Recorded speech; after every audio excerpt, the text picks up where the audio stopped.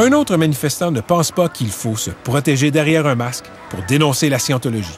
Comment tu t'es intéressé à Anonymous? J'ai croisé des manifestants sur la rue comme ça. Puis je faisais juste jaser avec eux. Des scientologues sont arrivés dans la vitrine, ont pris ma photo. Puis c'est là que je me suis comme questionné par rapport à ça. Qu'est-ce qui te motive à manifester contre la scientologie personnellement? Personnellement, c'est une pseudo-science. Puis j'ai un background plus scientifique. J'essaie de donner une espèce de côté rationnel à ça. Si les gens croient à ça, ils méritent de croire à ça. Pourquoi manifester pour leur dire que c'est pas bon? Ceux qui sont déjà là-dedans, là, je peux rien faire. Ils sortiront, pas eux autres que tu cibles. Ils sortiront quand ils vont se rendre compte que ça coûte plus cher que ce que ça rapporte. Mais juste le fait que nous, de se présenter devant eux autres puis de contester, d'être devant eux, déjà, ça met un doute dans leur esprit puis ça brise un peu la hiérarchie scientologue qui est là. Ce qu'on fait, ça marche. C'est ça qui nous motive, finalement. À chaque manifestation, on voit qu'il y a un changement dans l'attitude des scientologues. Okay. On sait qu'il y a des gens qui sortent de là. Puis je suis là en train de vous parler, là, fait que ça marche.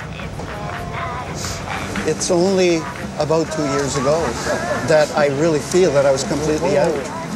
Even after all this time, I was actually defending Scientology. You were until 2 years ago? Until 2 years ago, I was defending them. I wasn't online, but there was still the effect of that intense, experience that I had in it was still there. I feel so sad for these people that, they spend all this time, energy,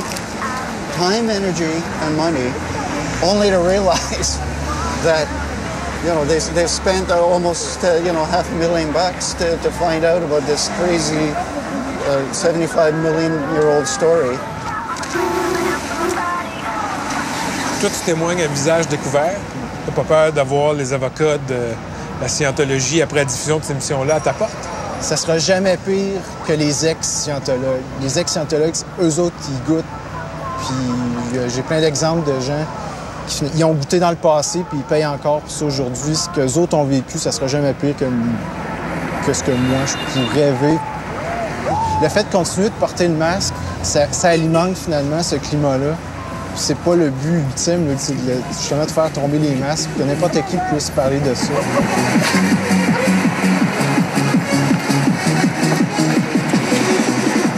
Bon, je vous laisse. Il faut que j'aille attendre anxieusement un appel de mon avocat qui me dira si je suis convoqué à un tribunal interstellaire. En attendant, que Xenu soit avec vous.